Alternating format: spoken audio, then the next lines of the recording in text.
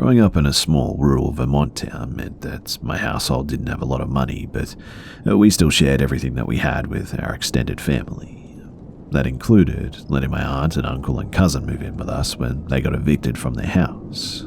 And everything was just fine, until the crying started. For 2 years, from age 12 to age 14, I had to share a room with my little cousin Katie. It wasn't all bad, since she was close enough to my age that she wasn't a total pest, but I hated the blackout curtains that we had to hang so that any outside light didn't keep her up at night. I love seeing the moonlight filter through the screen in the summer, and I missed that once Katie moved in. It was the second year that they'd been living with us when the crying began. At first, I thought it was Katie just sobbing quietly when she thought that I was asleep, which made sense to me because she had just gotten dumped a few days before. I figured that she didn't want to talk because she was ashamed of being the one that got dumped, or she was still just too heartbroken. Over the next few weeks, however, I began realizing that it was coming from different places within our room at night. I couldn't understand why Katie was continuing to cry so much, and anytime I asked her about it, she just looked scared and shook her head. I thought that something else had happened between her and her ex-boyfriend, but she just wouldn't talk to me. I told my mum and my aunt one night while Katie was out at her friend Bree's house, but they just kind of shrugged it off and said that we were going through a rough time or something. My slightly drunk aunt joked that it was probably Katie at night crying because my fashion sense was so bad and that maybe we should try a nightlight if we were going to be babies. I ignored her though and decided that I was done with the whole thing at this point. Things came to a head though about a month later after I talked to my mum and my aunt. So I was trying to sleep one night, my CD player earbuds lodged firmly into my ears when I felt a gentle tug on my pajama top sleeve. I removed the earbuds, turning my face to Katie, even though I couldn't actually see her in the darkness, and I said, "Huh? What's up?" Instead of an answer, all I got was a sniffle. And before I knew what was happening, Katie had crawled into my bed and curled up next to me. This was so out of character for her that I honestly didn't even question it. I just gently stroked her hair. She quieted down after a bit, and I covered her with my spare blanket because she was so cold. I must have fallen asleep at some point because I woke up to Katie moving around next to me. She leaned over, her soft whisper barely reaching my ears. "Run, the one who got me is coming for you." I had no idea what she meant, but I felt her get off the bed and then everything was still and silent again. I strained my eyes to make her out in the pitch-black darkness, but with the blackout curtains, I couldn't tell where she had gone. "What? Katie? Who's coming? You're creeping me out." She never responded. But then, a primordial growl just sliced through the quiet, and a white-hot pain blurred my senses. I screamed as wet, warm liquid ran down my face, and a single hand snaked its way through my throat. I tried to kick out at Katie, but my feet didn't seem to be able to connect with anything. The air was rapidly getting squeezed from my lungs, and no matter how hard I tried, it was impossible for me to tear free of the vice-like hand. I was about to pass out when my door was flung open and my father stood there. The hand had released my throat at this point, and after a moment of catching my breath, I realized that it was just my father and I in my room. He shouted to my mum to call an ambulance. He then tried asking me what happened. I frantically begged him to search the room, but there was no one else in there. There wasn't even a closet to hide in, and the window was locked from the inside. I ended up passing out from losing so much blood, and I actually also lost my left eye that night. The doctors tried to blame it on a mixture of sleep paralysis, nightmares, and accidental self-harm. But at 120 pounds and no muscle, even my parents didn't believe that explanation. We moved out of that house immediately after that, since none of us felt comfortable there anymore. On the night that I lost my eye, Katie came to see me in the intensive care unit as soon as her mum picked her up from her new boyfriend's house. I was almost asleep in bed, and I remember her leaning over and whispering to me, her voice heavy with sorrow, "I'm so sorry, cuz. I wish I could have been there to help you."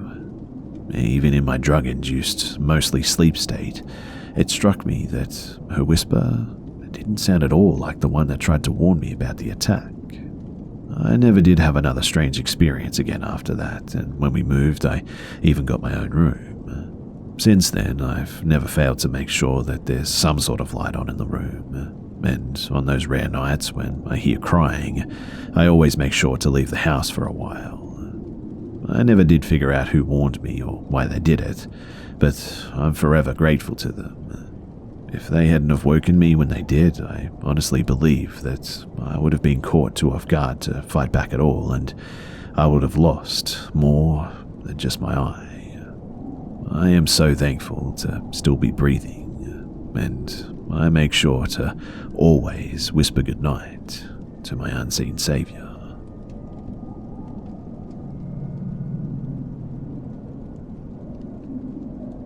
So to start this out, for the past 10 years I'd say, I've always heard someone saying my name, footsteps, random perfume, etc.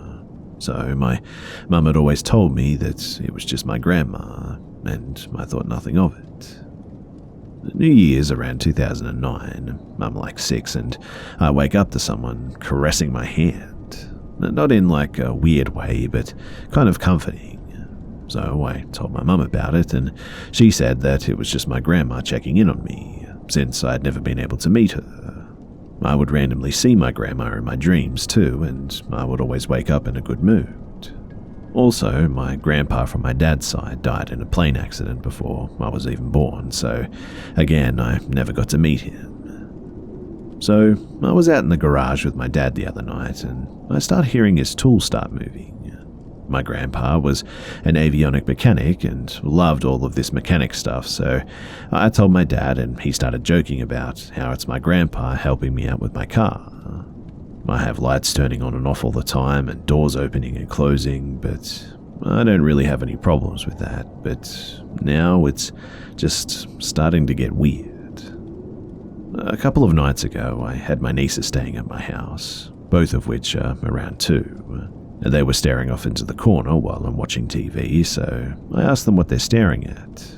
And at the same time, they say, "The dark man in the corner." And at this, I almost crap myself.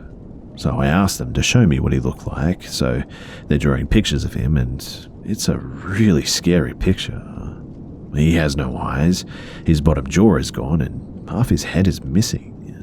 So I looked into the history of my house, and apparently there was a man here in the early 1990s who ended himself by a gunshot. So I was sketched out already, but then last night, I was laying with my best friend on my couch, and I have my head in his lap. My niece runs up to me and smacks me as hard as she can and says, "Why can't you just get out already?" in this deep and really scary voice. And at this, I started freaking out and crying, and my dad is telling me that it's nothing, but I don't know what to do. All 3 mirrors in my room were shattered while I was at school today, and my room was completely destroyed upon coming home. I asked my parents, and no one was home today. No one even came into my room. We checked the security cameras, and no one ever came in, but you can very clearly hear footsteps and things in my room just crashing. I really don't know what to do, and I could desperately use some help right now. People keep telling me to ask someone for help. I know it sounds weird, but the original Exorcist house is 3 houses away from mine too. Everyone I've talked to tells me that it could be that energy coming to my house because I'm young and everyone else near me is really old with little energy or something. So I've decided to try and find someone to help me get rid of it. It's almost impossible though because, well, basically no one believes me. Whatever is there though, I'm guessing has been there for quite some time.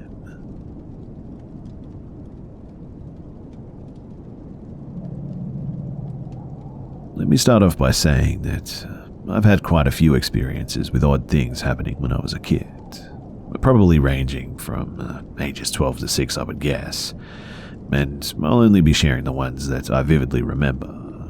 Note too that I just want to state that I've only told people close to me about these experiences, but figured that I'd finally ask about these things on something public due to recently seeing a shadow man again. I'd like to add too that my experiences that I list here aren't just involving shadow men, but other weird encounters too. So the first encounter that I could remember vividly was one day my parents and I were sitting on the couch watching television. This was sometime in the 90s and I was about 12 years old and it was daylight out, about 4 p.m. or 5 p.m. The couches were in a backwards L shape and the television was in the corner of the room where the couches had the opening. We were all sitting on the couch on the bottom portion of the backwards L shape. There was a bookshelf behind the other couch and it held things like books and little trinkets that my mum kept to display, ceramic stuff and pictures, stuff like that. And one particular photo was of myself as an infant, newly born at the hospital.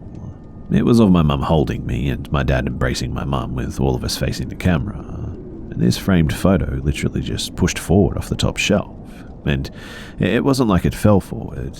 It was like something held it steady and straight for a few seconds and then just dropped it. But there were no animals that I could tell. We didn't own any indoor pets until a year or two later as well. And it honestly spooked us, and I remember my dad rushing over to it because of all the glass that shattered, while my mum went to find the broom and the dustpan in the kitchen closet. I was now on the couch closest to the shelf, standing on it and peering over. And when my dad picked up the photo, which was facing down at the time, there was a line of small dead bugs forming a line over my mum's wrists, like a bracelet, dried and stuck on the photo. But my dad showed it to my mum and it creeped us all out pretty bad. I'd also like to note that we're firm believers of the paranormal things. The next encounter I had was in a house that my dad had gotten built. So it was a new house and we'd been living there for about a year. And the rest of my experiences until recently have all taken place in this house as well. So one night I was home alone. My parents and I were surfers, but I had recently picked up skateboarding and didn't go with them much anymore and went with my friend skateboarding instead. I was on the computer in a chat room talking to friends. It was already nighttime. I don't remember the exact time, but it was dark out. So the computer desk was located in the living room, but against the wall. To my right was a hallway that if you went down it, the right door was my bedroom and the left door was the bathroom. While I was on the computer, I had this just uneasy feeling like I was being watched, and sure enough, from the corner of my eye, I saw a shadow man peek out from the topside portion of the doorframe in the bathroom. Because it peeked out from the upper part of the doorframe, I always assumed that he was tall. But I stood up quickly, looked, and it was gone. I was spooked, I must admit, but I didn't feel too scared or that I was in any sort of danger or anything. The next encounter, though, was a few days after this. I fell asleep, and I don't know if this is real or just a dream, but again, I was home alone, sleeping on the couch in the living room. It was night outside from what I remember, and I woke up and stood up from the couch. I was going to go to the computer and then got that weird feeling again. So as I stood in front of the computer desk, I looked towards the bathroom door and nothing was there. When I turned around, almost immediately, this hooded shadow figure was floating. I want to note as well that the first shadow man that I saw a few days prior to this event was not hooded, but it came from my parents' bedroom and flew really fast towards me. I was so scared that I fell backwards, and I remember it passing above me and then it was just gone. And then I felt like I woke up but was laying on the floor, but unlike the last encounter, I was legitimately frightened. Another encounter I had, I can't give an exact age or date, but I was already living in this house that I kept experiencing these things in. I had sleep paralysis, and again, I was sleeping on the same couch, and my dad was on the computer. I remember being in this sleep paralysis state, if that's what you call it, but it felt like someone was holding me down, like pushing me down into the couch. I looked towards the computer and saw my dad there, just browsing the internet.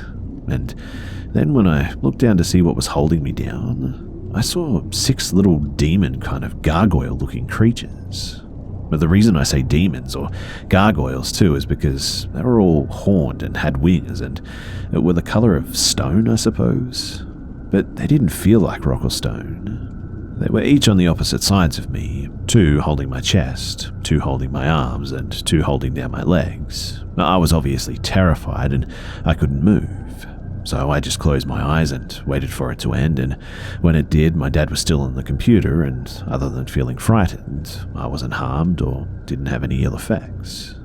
Now, the absolutely weirdest encounter, and every time I talk about this with my parents or people close to me, my hair just stands and I get watery-eyed because I feel like it actually really affected me, was one night, again about 2 a.m. or 3 a.m., my parents were sleeping in their room. I was sleeping on the couch. I slept on the couch a lot as a teen because it was always hot in my room due to not having an AC vent in it. But I awoke in near pitch black darkness, and there was a little hooded person standing right next to me. I didn't feel stunned or scared. I couldn't get a good look at its face, but I do remember it having large eyes and a very smooth face. I almost want to say alien-like, but I don't know what it was. It extended its hand towards me and never said anything, but I felt this calm feeling and I took its hand. It helped me up from the couch, and when I stood up, I saw other beings identical to it. Other than the one holding my hand, there was one in the hallway where the bathroom and my room were. There was one in the kitchen, crawling on the ground for some reason. There was one behind me, looking at the house decorations my mum had put up. Then another one that was at my parents' bedroom door. I want to state too that it was weird, but I didn't feel scared, but just absolutely calm. The being holding my hand took me to the back door, and all I remember was opening the back door and then just this bright white light taking over my vision. I don't remember anything between this time and me coming back into the house from the front door, but the little person still holding my hand led me towards the wall where my parents' door was attached to. I remember it letting go of my hand, and as it did so, I looked upwards, and then it just felt like I woke up.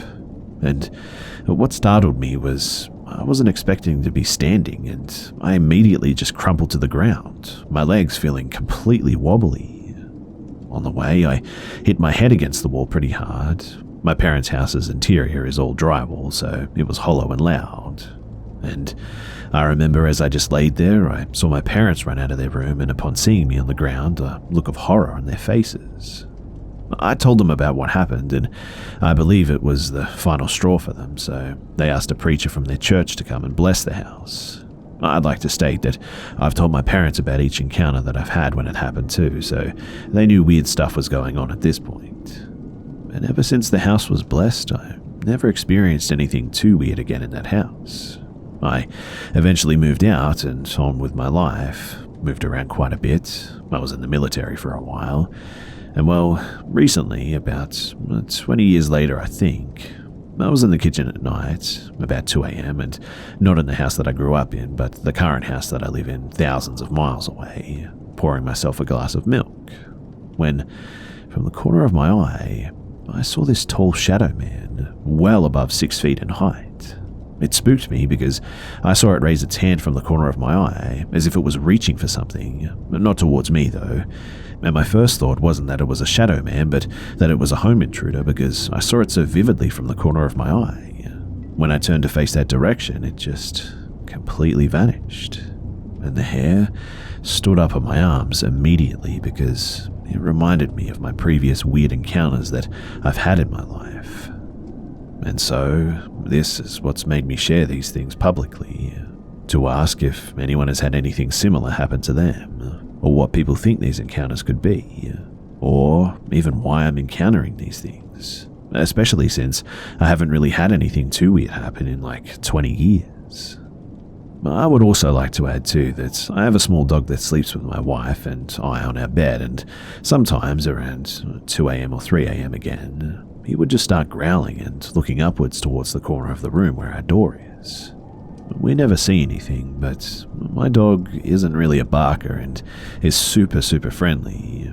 He's a little Boston Terrier that just loves people. And so, whatever he's seeing has to be spooking him pretty badly.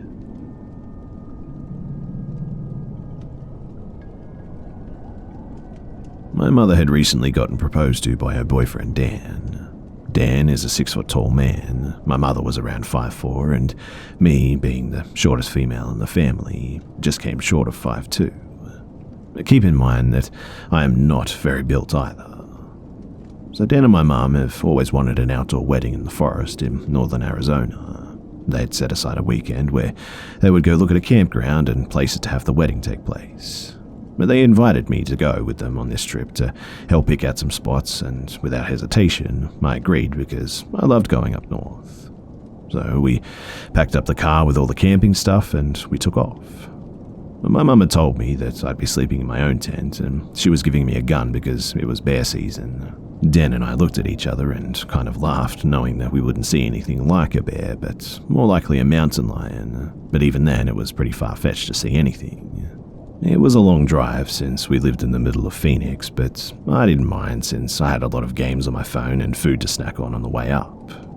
After a few disappointing locations, we finally found the perfect spot though on a mountain just after the ghost town named Jerome. It's well known for its haunted hotels and creepy vibes. I'm big into ghosts and would love to sleep in the hotels one weekend, but that's not the point of this story, so we'll leave that for another day. So we set up camp and did a bit of hiking until sundown, about 6:30 to be exact. We began to head back as I stopped dead in my tracks though, because I could smell something rotting as if something was killed and left to rot on the side of the trail. Dan looked at me and asked if I was okay. I looked up at him and nodded, and we continued back at this point. As we walked, the smell got stronger though, so I built up the confidence and asked, "Hey, do you guys smell that?" Dan looked at my mum and then me and said, yeah, it could be an animal that could have died, and we just haven't noticed it before." Oddly, he seemed confident but hesitant in his response to me. I nodded and we continued though up the trail. After a while though, the smell faded and we got to the campsite where we ate and talked till about 9 o'clock at night. Since I didn't have any charge on my phone to stay up longer, I fell asleep shortly after crawling under my sleeping bags and blankets. But I slowly woke up to the same smell from the trail, but this time stronger, as if whatever was rotting was laying in the tent with me. Covering my nose with my blanket, I grabbed my phone for the flashlight, but I quickly remembered that it was dead. So I sat up, frustrated, and went to unzip my tent to get a flashlight from the car, but was stopped in my tracks. I could hear something just outside of my tent, walking around. Being a bit shaken by the sudden noise outside of my tent, I tried to reason with myself that it was probably just a small animal like a rabbit or something wandering around for food. But this was something much heavier. Remembering what my mum said about bears, I reached for the gun that was in my tent, only to realize that I forgot it in the damn car. As my anxiety began to build and the rotting odor began to grow, I softly called out for my mum, hoping that she could hear me. But there was no response. I tried a few more times before giving up because I was only getting silence in response. I tried being quiet as my eyes adjusted to the darkness, and that was when I finally saw it. Something tall was standing on its hind legs just outside of my tent. And my first thought was, oh my goodness, there's a bear outside of my tent. But as my eyes adjusted more and more, the moonlight began to get brighter and I could see that it was just way too skinny to be a bear. It was really slim and tall and surprisingly quiet too. As I've said before, I'm a 5'2" female and this thing just towered over me. I was scrambling my brain trying to think of what this thing was when it finally hit me. My friend would tell me stories about the Wendigo and how it smelled like rotting flesh and that it was really tall. And although I couldn't see this thing completely, that was what came to mind. I began to fear for my life as I could see this thing just standing there. I tried to hush my breathing and not to move to alert this thing that was just standing there. And as I sat there, the worst thoughts went through my mind that this thing knows where I am and it was going to eat me or something. As my mind was racing, it took 2 steps in the other direction, or what seemed like the other direction, to turn its head to my tent.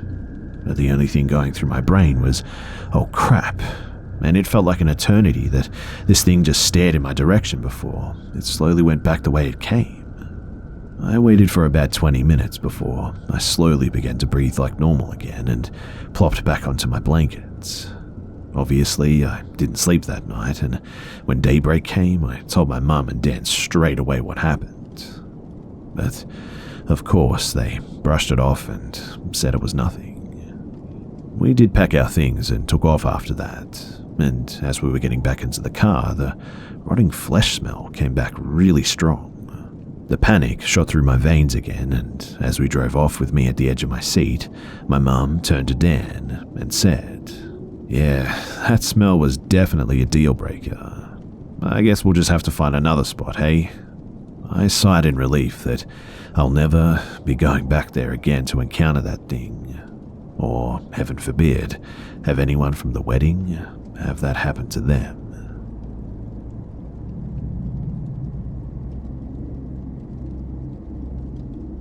It was around 20 years ago when this happened.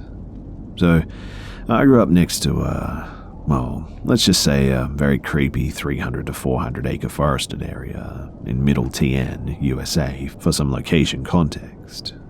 Apparently, it used to belong to a family of freed slaves way back when, which is now still owned and undeveloped except for some really old dilapidated and decomposing structures, sporadically scattered across it from when it was occupied by the original family.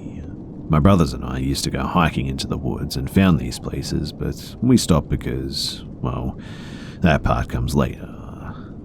For some clarity though, I mean an old farmhouse, a smokehouse, and on the border of the property line in the wooded area behind my old house was a really rickety old house. Think Little House on the Prairie or old Amish style, and you got the picture if you age it about 150 plus years. So, my old house, which was on kind of an elevation with the backyard sloping to the wooded property line bordering said creepy 300-acre wood, the neighborhood I was in was basically bordering the forest along this property line, along with the houses facing the street with the backyards bordering the forest line that was kind of hidden by a solid line of underbrush and very mature trees. So, with that out of the way, here's the memories that I have and why I'm here. Maybe someone can point me in the right direction, I don't know, but this is what happened. So keep in mind that in the forest, there are no roads and no inhabited houses, nothing built or done to this area because of a land division dispute and some will or deed problems with the family who owns the land, and apparently has been that way for 150 plus years. So it's pretty much just forest is what I'm getting at.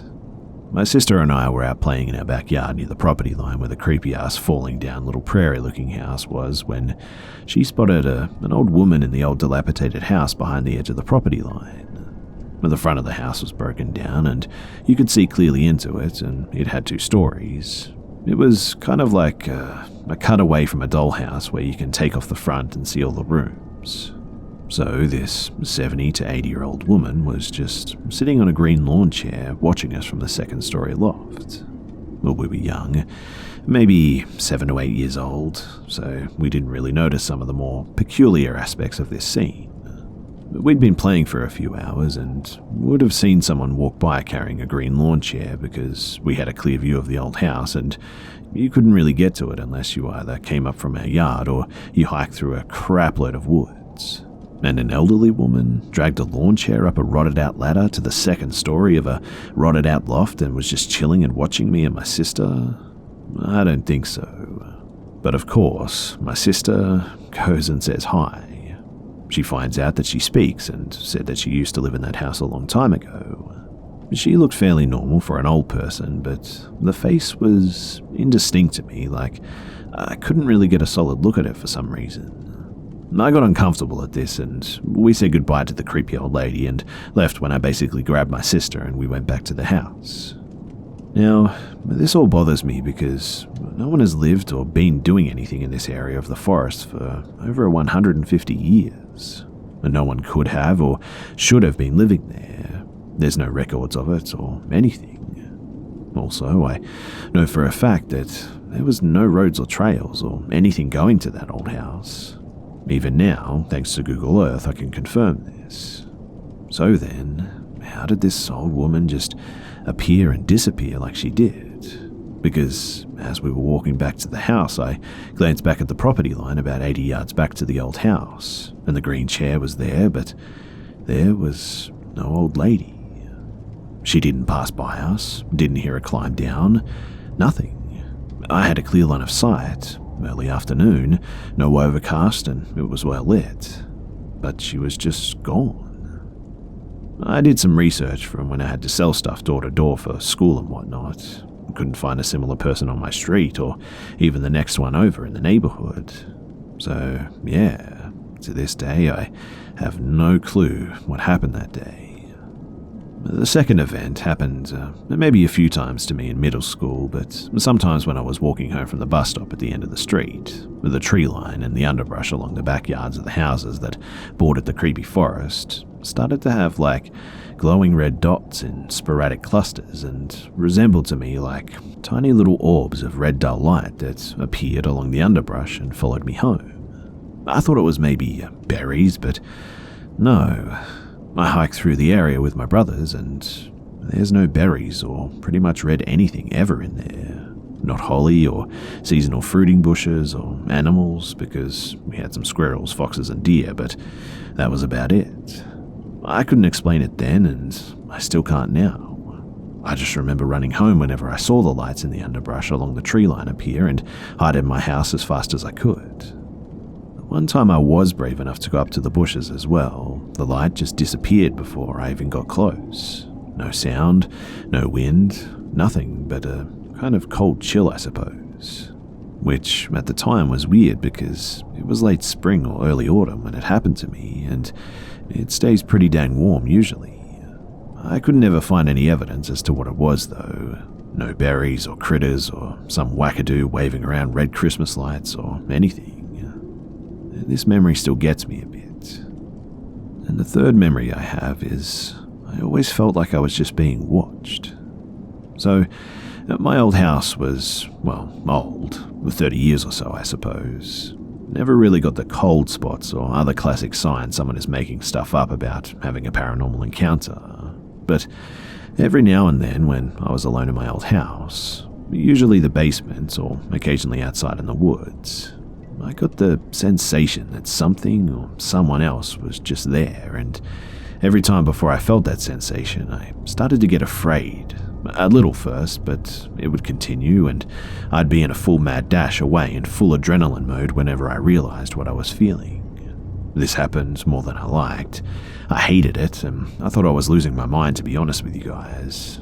Mind you, I didn't do any drugs, prescribed or otherwise. I didn't start drinking until college, and I just honestly couldn't explain it, and it didn't fit panic attack symptoms or anything like that.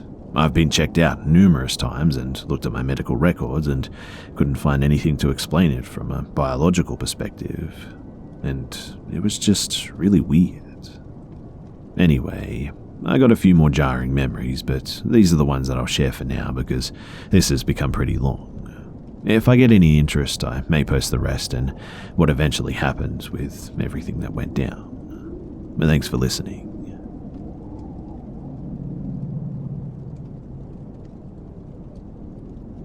So this happened 2 days ago, and I've been racking my brain over this trying to explain it, but I just can't seem to come up with an explanation. So I took my bike down a trail in a state park in the southeastern United States. When I first started on the trail, I saw other people and the trail was fairly well worn. I went further until I noticed the trail was starting to be less and less traveled. I go hiking and biking a lot and quite often by myself, and I've never got uncomfortable or uneasy until this time. As I kept going forward, I just started to feel like I was being watched. Now alone in the woods, I'm thinking that there could be a number of animals scoping me out. A few minutes later, and I reach a small gate to allow bikers and hikers through. This was basically a property line of sorts, saying leave the current park and enter a different park. I'm absolutely alone and nobody else is around. The trail beyond this looked even less traveled and I'm not very maintained. I also had no idea where it would actually take me, so due to that, and the fact that I was already feeling like I was being watched, I decided that I should just turn around. I begin heading back the way that I came, but now the uneasy feeling just starts to intensify and continues to just get worse as I go. I'm riding back at around 5 to 10 miles per hour, and there is a distance of around 50 feet tree line to tree line with the trail in the center. Out of nowhere, though, something makes a large sound right behind me, so close that it had to be just beyond my tire. It sounded like something large and heavy jumping and landing right there. I freak out and whip my head around to see what it was, but when I did, there was nothing. I scanned the tree line to see if I could see any animals, but there was nothing there either. And at that point, I was too freaked out to stop or investigate and pedaled as fast as I could out of there. I continued looking back behind me every few seconds, and once I was out of the trail, I started to think about it more. But the more I think about it, just the less I know what it was. I'm not ruling out an animal at this point. The only ones that could possibly be capable of something like this, though, would be a bobcat or maybe a panther or something. However, I feel like I would have been able to see either of those animals running off into the tree line, or at least disturbances where they were. I'm really sharing this to see if anyone has had a similar experience or knows what it could have been. I would also like to mention too that when I say freak out, I mean that I've never had something scare me like that. I had goosebumps from just head to toe, and the adrenaline just hit me immediately.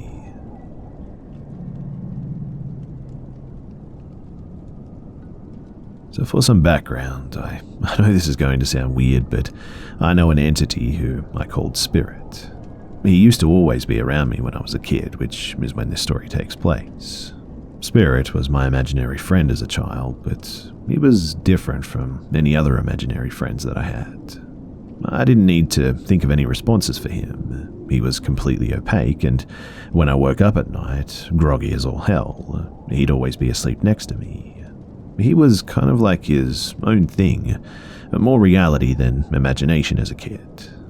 I knew this too, and I suspected that he was something otherworldly, not a ghost, but like a guardian angel maybe. He was the only paranormal entity that I'd ever met, so you can imagine the excitement I felt at around age 8 when my friend told me about the Ouija board. I explained the Ouija board to Spirit and immediately said that I was going to make my own so that we could communicate in another way. Now, imagine your child asks you if you can play with Billy, and when you ask who is Billy, he says that Billy's the man in the white van who play wrestles with him. The face you'd make is the exact expression that Spirit made. He said, "But we're already talking right now. Why do we need that if we just talk just fine like this?" I basically said that I wanted to see him manipulate something in the real world for once, since he never moved anything around like a stereotypical paranormal person would. He argued that there was no need for him to do that. I stated adamantly, though, that it'd be fun to talk through the Ouija board. He grabbed me by the shoulders, looked at me in horror, and said verbatim, "Listen, if you use that board, that won't be me that you're talking to." And now I was scared half to death. I asked him, "What do you mean?" "It'll be something else, something darker." And to this day, I've never used one of those things. That conversation scared just the absolute crap out of me, and I'd advise that you too do the same. I've never had any bad paranormal encounters, but I don't think a Ouija board could ever give you a good experience. A harmless experience? Maybe, but I highly doubt that it's worth the risk.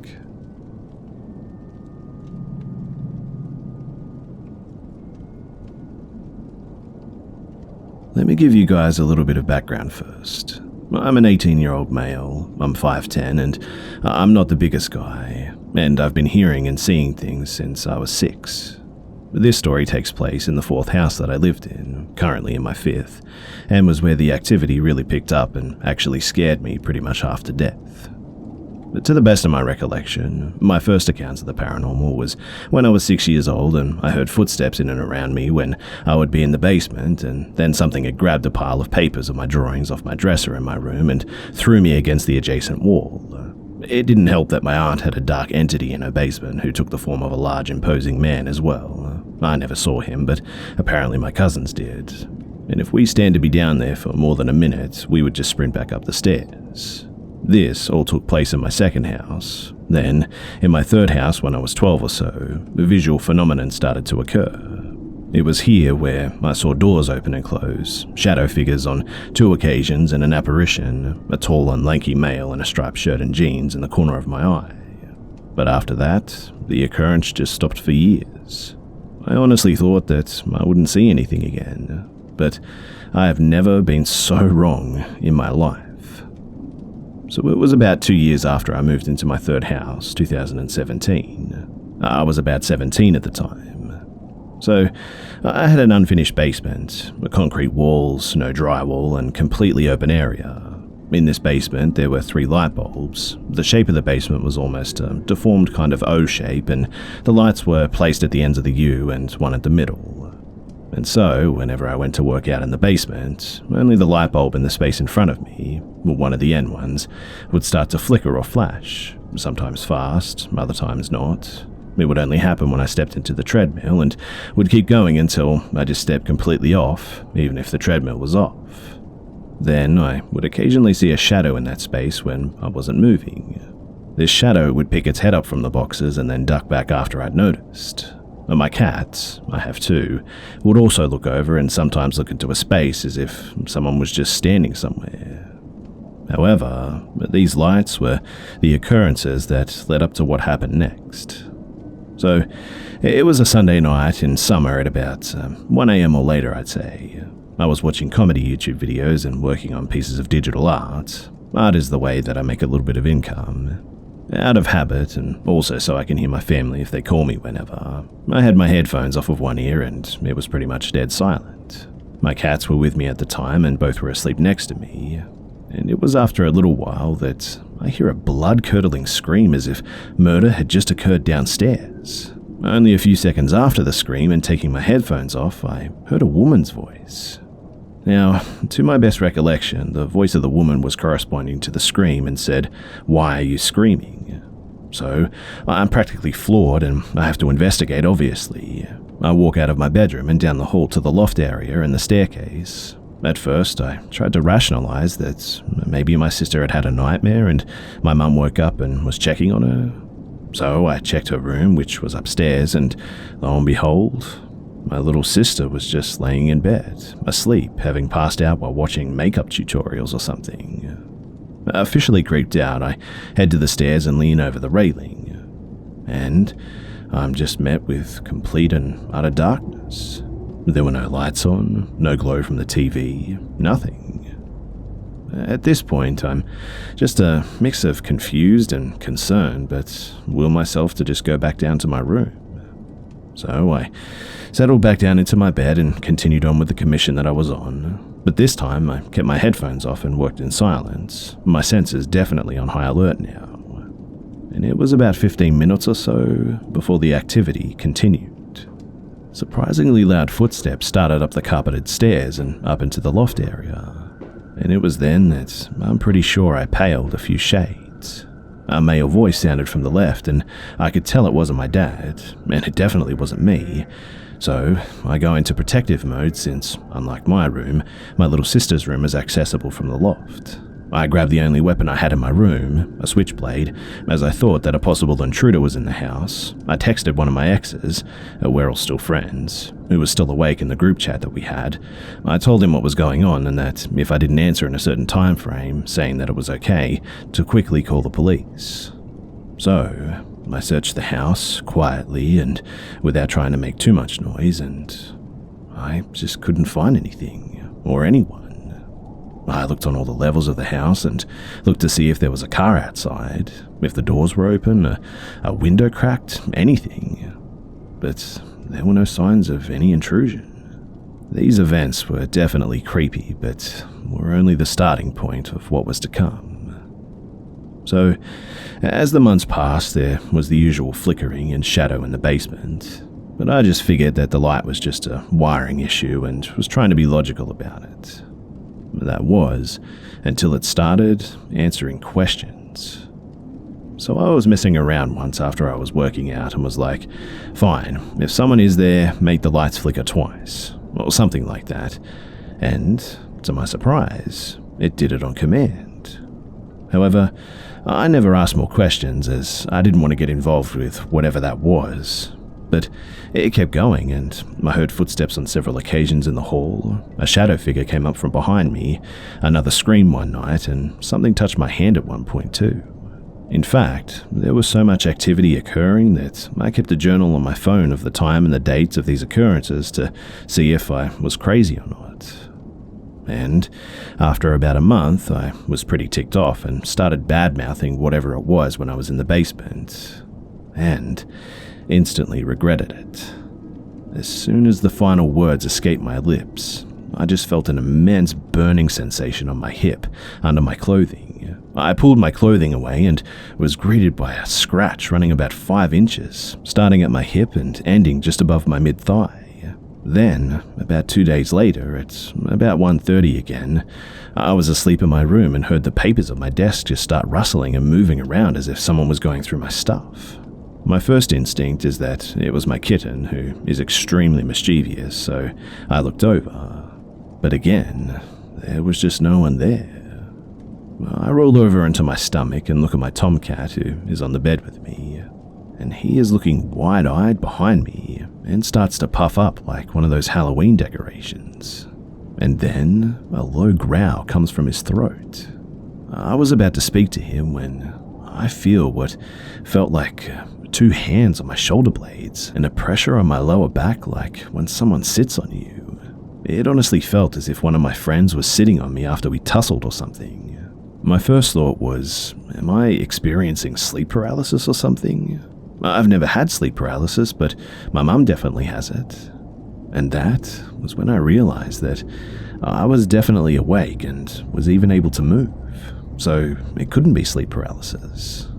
Instinctively, I start trying to thrash around and get whoever is on top of me off. Whatever it was, though, wouldn't let me up off of my stomach, so I was swinging my arms wildly behind me, and this is when my arm struck the area above my back, and I just felt the most intense cold feeling as if I just plunged my arm into an ice bath or something. However, this somehow got whatever it was off of me, and I instantly flipped myself over to sit up and look around, and there's nothing. It was at this time that my cat started to calm down again, but neither of us went back to sleep that night for obvious reasons. It was later that day where I felt the same burning sensation as a few days prior on my other hip, and an almost complete cut was on my leg. Strangely enough, too, it was completely identical in placement and length as the previous one. But this time, whatever did this actually drew blood.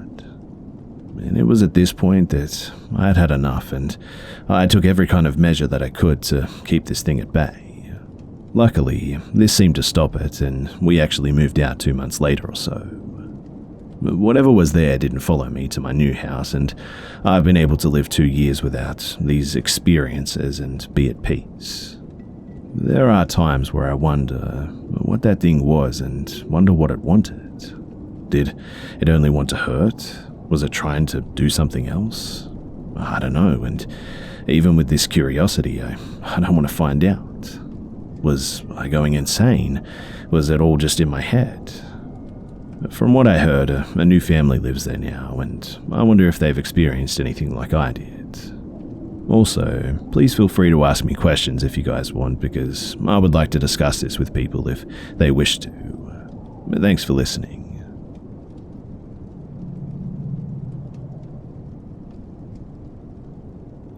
So last year was a really busy year for me, meaning that I had pretty much no time to date or meet any girls.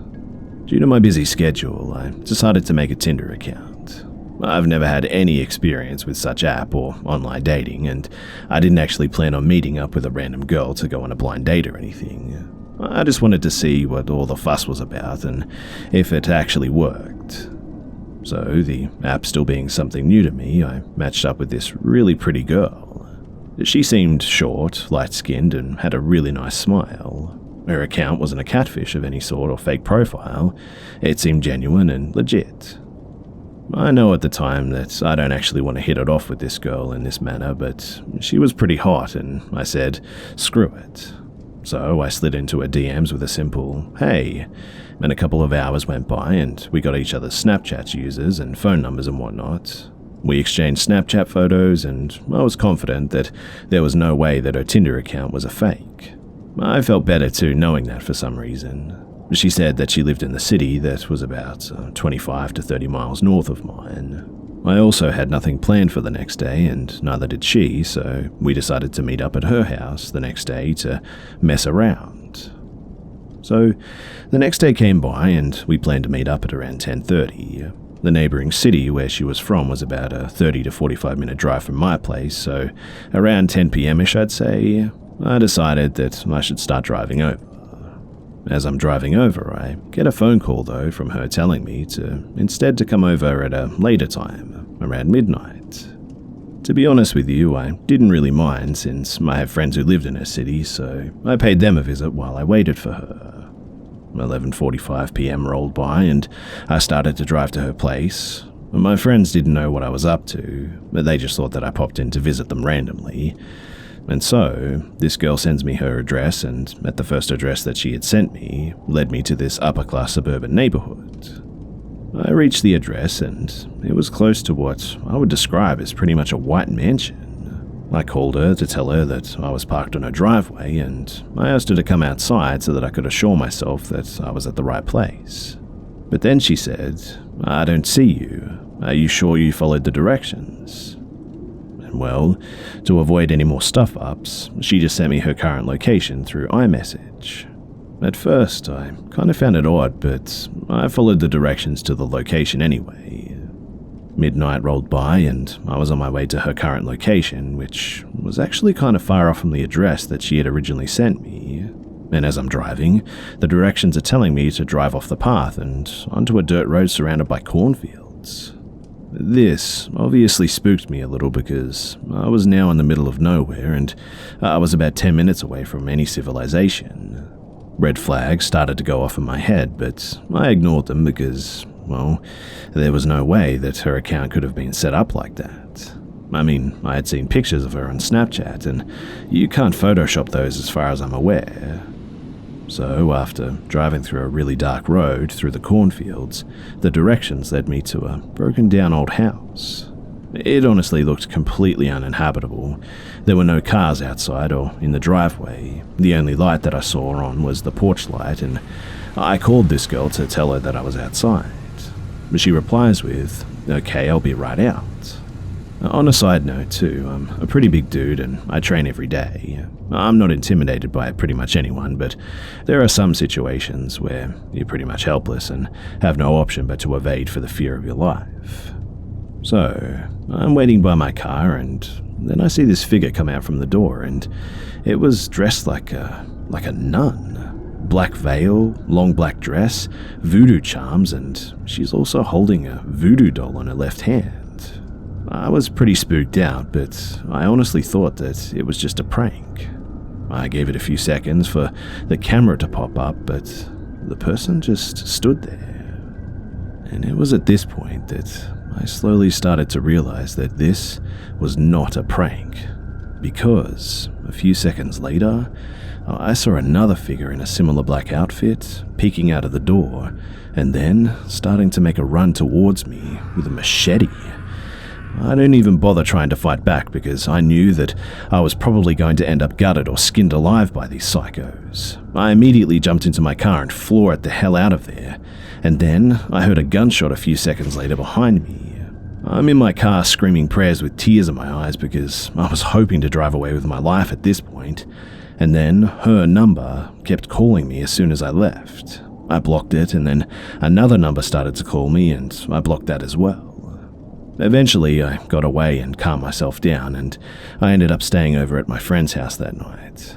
I explained everything that took place, and he wanted to go and check it out together with our group of friends, but I was just too terrified to even go back there. Yes, I did call the police, and they went to check it out, but the place was abandoned by the time that they got there. But they ended up saying that the address has been vacant for years and that they simply made a report out of it, and whoever they were never found. But the whole thing was a sick setup to begin with, and the girl was planning on luring me so that they could do God knows what to me. I deleted my Tinder account after that, and I'm pretty sure it works if you're only looking to get laid, but I somehow had the worst luck the first time that I ever decided to use it. My advice: don't ever meet a stranger somewhere that isn't public, because things can really go downhill quickly.